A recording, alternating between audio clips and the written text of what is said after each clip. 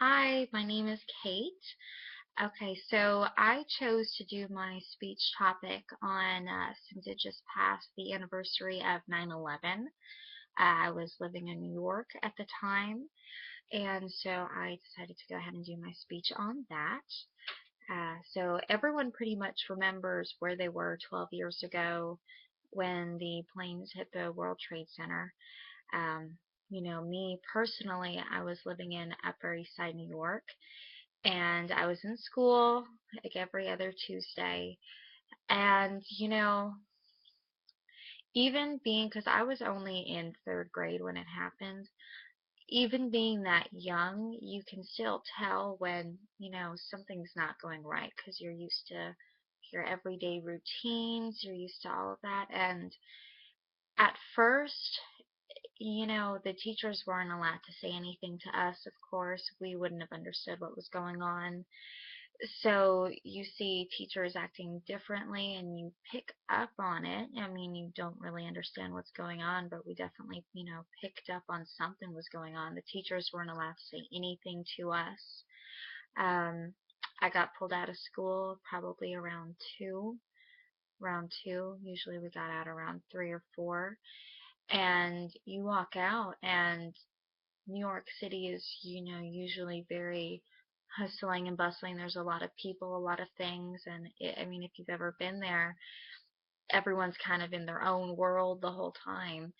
And so, what was weird about that day, it was just kind of very quiet. Everyone was very, solemn. Everyone was very, it wasn't, you could tell something was wrong. And I remember going home. My mom didn't tell me what was happening. You can see black smoke throughout the air, you know, throughout the skyline, but I had no idea what it was. I thought it was cloudy. I remember going home and going to watch cartoons. We always watched Scooby-Doo and all of that, and there was just all these, you couldn't watch anything on the TV. Um, Everything was news coverage about the Pentagon, the World Trade Center, and I just remember being very frustrated that I couldn't watch my Scooby-Doo. So, I remember asking my mom what had happened because, I mean, they just kept playing the second plane hitting the tower over and over and over again.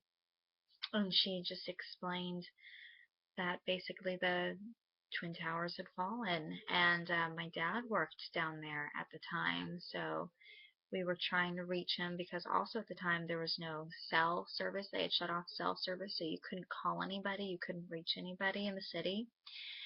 And I remember him coming home, and he wasn't actually in the World Trade Center, but you can tell he had ash on him, and everyone around there when the building fell was basically covered in a whitish ash. And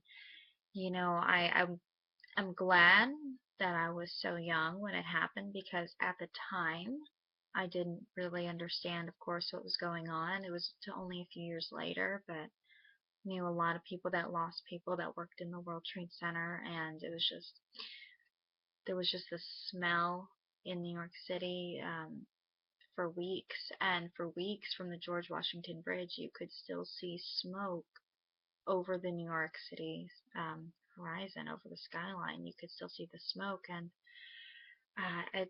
not too long after that, we moved down here to Georgia. We moved probably a few years later. So that is my experience being in New York, living in New York during the attacks. Um, yeah, all right. Thank you.